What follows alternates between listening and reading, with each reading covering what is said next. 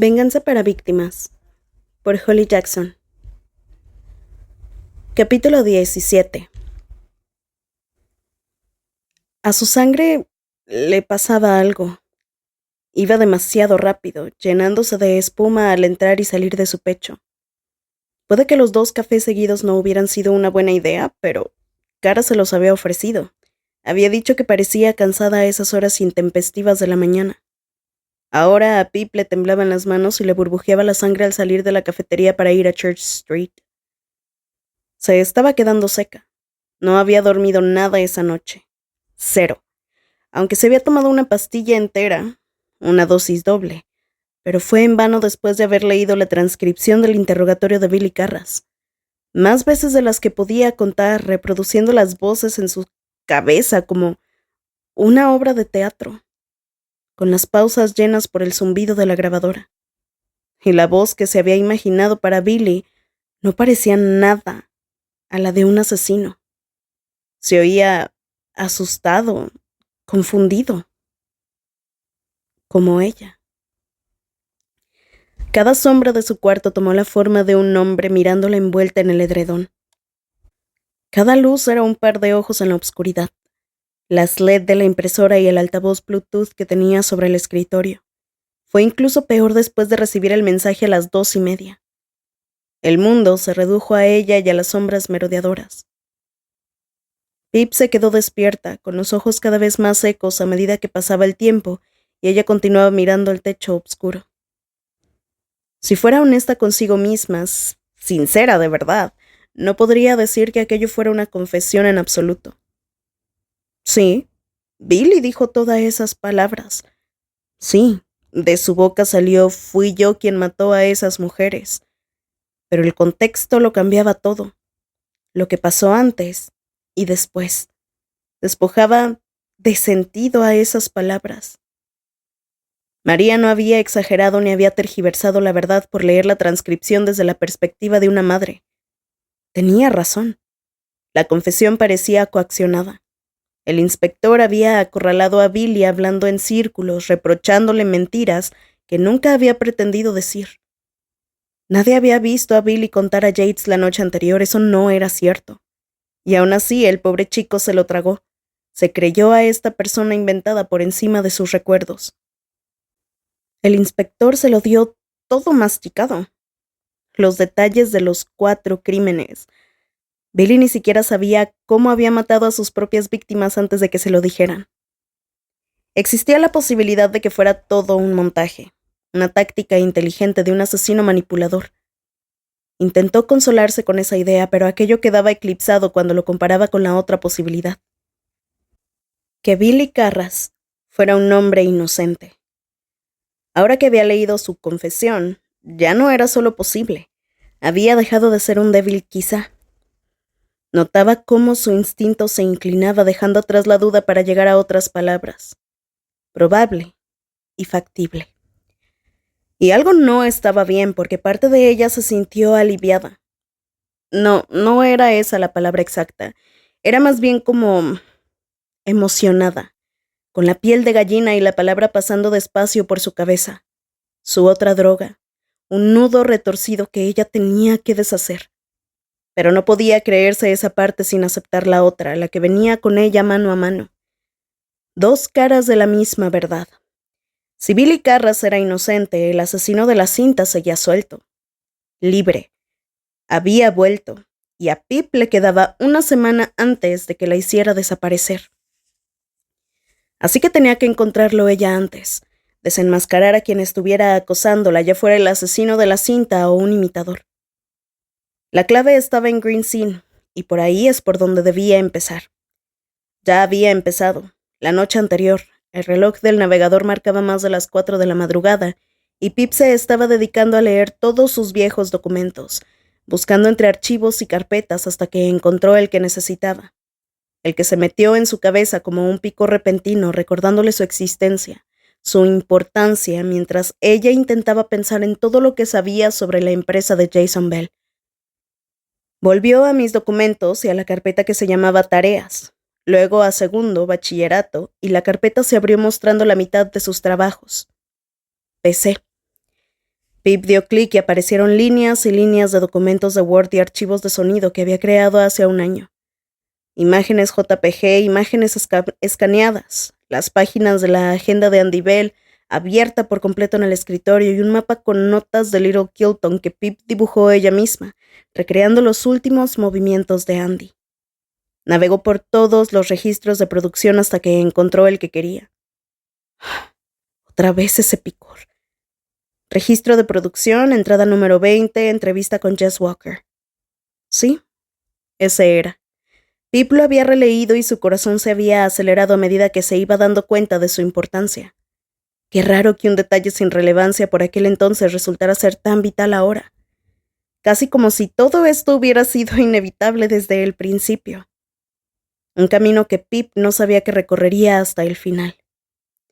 A continuación investigó sobre dónde estaba la sede de Green Scene y Clean Scene, un complejo de oficinas en Naughty Green, a 20 minutos en coche de Little Kilton. Incluso la visitó con el Street View de Google Maps sentada en la cama, manejando virtualmente por la calle. El complejo estaba tras un pequeño camino de tierra rodeado de árboles muy altos, capturados en la foto en un día nublado indeterminado. No podía hacer gran cosa de ese camino aparte de un par de edificios industriales y coches y camionetas estacionadas, todo rodeado por una valla de metal pintada de verde oscuro. Había un cartel en la puerta principal con los logos coloridos de las dos empresas. Subió y bajó adueñándose del espacio pixeleado como si fuera un fantasma. Podía mirar todo lo que quisiera, pero no le daría las respuestas que necesitaba. Solo las encontraría en un lugar. Y no era Naughty Green, no, sino Little Kilton. Justo ahí, de hecho, pensó al levantar la mirada y darse cuenta de que casi había llegado. Y también se percató de otra cosa. Una mujer se dirigía hacia ella, una cara que reconocía. Dawn Bell, la madre de Andy y Becca. Debía de acabar de salir de casa con una bolsa vacía del supermercado colgando de un brazo. Llevaba el cabello rubio oscuro peinado hacia atrás y las manos escondidas bajo las mangas de la sudadera. También parecía cansada. Quizá fuera lo que le hacía este pueblo a la gente. Estaba a punto de cruzarse. Pip sonrió y agachó un poco la cabeza sin saber muy bien si saludarla o no, o si confesarle que estaba a punto de llamar a su puerta para hablar con su marido. La boca de Don tembló como sus ojos, pero no se detuvo, sino que miró hacia el cielo mientras pasaba los dedos por la cadena de oro que colgaba de su cuello, moviendo el dije que brilló bajo la luz de la mañana. Se cruzaron y continuaron sus caminos. Pip miró hacia atrás, Don también. Sus miradas se encontraron durante un instante incómodo. Pero ese momento desapareció de su cabeza en cuanto llegó a su destino. Se quedó mirando la casa, siguiendo con los ojos la línea torcida del tejado hasta llegar a las 3 chimeneas. Viejos ladrillos punteados, abarrotados de hiedra y un carrillón cromado desde la puerta principal. La residencia de los Bell. Pip aguantó la respiración al cruzar la calle mirando el coche verde estacionado en la entrada, junto a otro más pequeño de color rojo. Bien, Jason debía de estar en casa, no había salido aún hacia el trabajo. Tenía una sensación extraña, inquietante y sobrenatural, como si no estuviera realmente allí, sino en el cuerpo de la Pip de un año atrás. Desordenada, fuera de lugar, como si todo volviera a empezar de nuevo. Allí en casa de los Bell una vez más, porque solo había una persona que podía darle las respuestas que necesitaba. Tocó con los nudillos sobre el cristal de la puerta. Una figura emergió tras el vidrio translúcido, una cabeza borrosa que deslizó la cadena de la puerta y la abrió. Jason Bell estaba de pie en el umbral, abrochándose el cuello de la camisa y alisando las arrugas. «Hola, Jason», saludó Pip alegre, aunque sentía la sonrisa demasiado tensa y correosa. «Disculpa que te interrumpa la mañana. ¿Cómo estás?» Él la miró perplejo, comprobando quién era a quien tenía enfrente. ¿Qué quieres?», preguntó, bajando la mirada a los botones de los puños y apoyándose en el marco de la puerta. «Ya sé que tienes que irte a trabajar», dijo Pip con la voz temblorosa por los nervios. Juntó las manos, pero fue una mala idea porque le sudaban y ahora tendría que comprobar que no era sangre. «Solo quería hacerte un par de preguntas sobre tu empresa, Green Scene». Jason se pasó la lengua por los dientes. Pip vio el bulto tras la piel de los labios. ¿Qué con eso? Sisió entornando los ojos. Quería preguntarte por un par de ex-empleados tuyos. Tragó saliva. Uno es Billy Carras. Parecía que Jason no se esperara eso. El cuello se le encogió dentro de la camisa. Se quedó sin habla durante un instante hasta que por fin consiguió que salieran las palabras. ¿Te refieres al asesino de la cinta? Es tu siguiente entretenimiento, ¿no? Tu próxima llamada de atención. Algo así, respondió Pip con una sonrisa falsa. Evidentemente no tengo nada que decir sobre él, zanjó Jason. Algo se le agitaba en la comisura de los labios. He tenido que esforzarme mucho para separar a la empresa de las cosas que hizo. Pero están íntimamente conectadas, respondió Pip. La historia oficial es que Billy tomó la cinta americana y la cuerda azul del trabajo. Escúchame bien, dijo Jason levantando la mano, pero Pip lo interrumpió antes de que pudiera desviar la conversación. Necesitaba respuestas, independientemente de si a él le gustaba o no. El año pasado hablé con una de las amigas del instituto de Becca, Jess Walker, y me contó que el 20 de abril del 2012, la noche en la que Andy desapareció, tú y Don estuvieron en una cena, pero se tuvieron que ir porque sonó la alarma de Green Scene. Me imagino que te llegaría un aviso al teléfono. Jason se quedó mirándola inexpresivo. Esa fue la misma noche en la que el asesino de la cinta mató a su quinta y última víctima, Tara Yates. Pip no paró para respirar. Y quería saber si eso fue lo que pasó. Que el asesino de la cinta entró al almacén para tomar los suministros y la alarma antirrobo sonó. ¿Llegaste a saber quién fue? ¿Viste a alguien cuando fuiste a apagar la alarma? ¿Tienes cámaras de seguridad? No vi... Jason dejó de hablar. Miró al cielo detrás de Pip durante unos segundos y cuando volvió a centrarse en ella su cara había cambiado. Habían aparecido unas arrugas de rabia alrededor de sus ojos. Negó con la cabeza. Escúchame, ya está bien. Se acabó. No sé quién te crees que eres, pero esto es inaceptable. Tienes que aprender. ¿No crees que ya has interferido demasiado en las vidas de la gente, en las nuestras en especial? Dijo, golpeándose el pecho con una mano y arrugando la camisa. He perdido a mis hijas. La prensa ha vuelto a merodear por mi casa intentando conseguir declaraciones. Mi segunda mujer me dejó. He vuelto a este pueblo, a esta casa. Ya has hecho suficiente, más que suficiente, créeme. Pero Jason, es que no vuelvas a intentar contactar conmigo jamás, dijo, agarrando el borde de la puerta con la piel tensa sobre los nudillos. Ni con nadie de mi familia, se acabó. Pero... Jason le cerró la puerta en las narices. No dio un portazo, lo hizo despacio, sosteniéndole la mirada hasta que la madera los separó. Los despegó. Escuchó el clic de la cerradura, pero seguía allí. Pip veía su silueta a través del cristal translúcido. Se imaginó que sentía el calor de sus ojos sobre ella, aunque ya no pudiera verlos, y su figura aún no se había movido. Se dio cuenta de que quería que ella se fuera primero, ver cómo se alejaba. Y eso hizo. Agarró las asas de su mochila de color bronce y se fue, arrastrando los pies por el sendero. Quizá hubiera tenido demasiadas esperanzas al traer al micrófono, la computadora y los audífonos de diadema. Debería haberse esperado esa reacción, la verdad, teniendo en cuenta lo que le había dicho Hawkins. Entendía a Jason. Sabía que no era bien recibida en muchos casos del pueblo, pero necesitaba esas respuestas. ¿Quién había hecho sonar la alarma en Green Scene aquella noche? ¿Había sido Billy u otra persona? Su corazón todavía palpitaba muy rápido y ahora los latidos le sonaban como un temporizador, una cuenta atrás hacia su propio final. A mitad de camino Pip miró hacia atrás, a la casa de los Bell. La silueta de Jason seguía allí tras la puerta. ¿De verdad era necesario que la vigilara hasta que se perdiera de vista? Había entendido el mensaje, no iba a volver más. Había sido un error. Dobló la esquina de High Street y su teléfono empezó a vibrar dentro de su pantalón. ¿Era Ravi? Debería estar en las prácticas a esa hora. Metió la mano en el bolsillo de los jeans y sacó el teléfono. Número desconocido. Pip dejó de caminar y se quedó mirando la pantalla. Otra más. La segunda. Quizás solo se tratara de una llamada de la universidad, pero no lo era. Estaba segura. ¿Qué debía hacer? En realidad solo tenía 2 opciones, botón rojo o botón verde. Pulsó el verde y se llevó el teléfono a la oreja. Silencio. «¿Hola?», dijo con una voz fuerte pero algo quebrada. «¿Quién es?».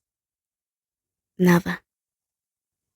«¿Eres el asesino de la cinta?», preguntó mirando a unos niños que se estaban peleando al otro lado de la calle en el mismo uniforme que Josh. «Eres el asesino de la cinta».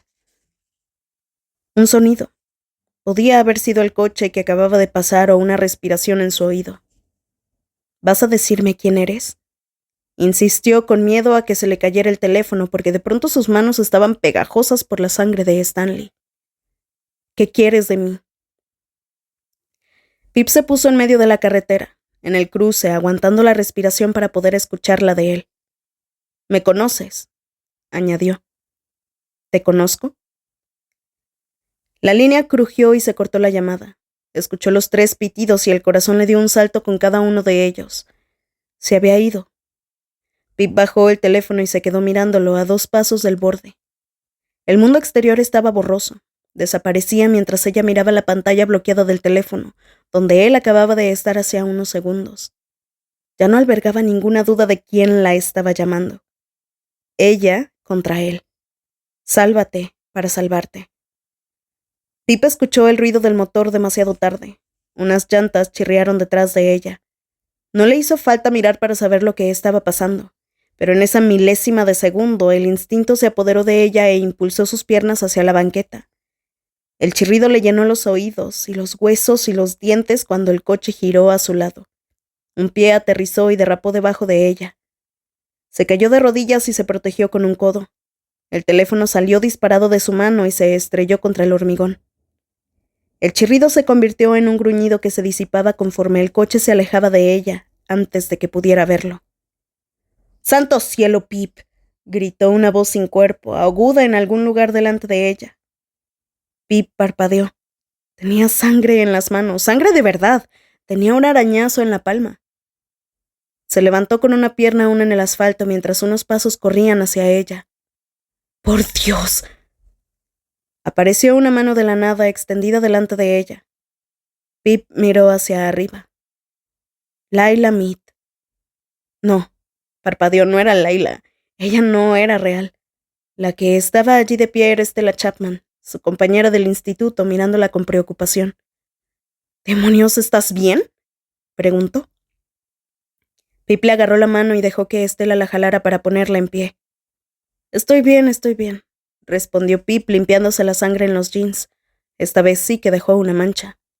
«El muy idiota ni siquiera estaba mirando», dijo Stella, aún con la voz aguda por el susto mientras se agachaba a recoger el teléfono de Pip. «Estabas en el paso de peatones, me asusté mucho». Le dio el teléfono a Pip. Para su sorpresa no tenía ni un rasguño. Debía de ir al menos a 60 por hora.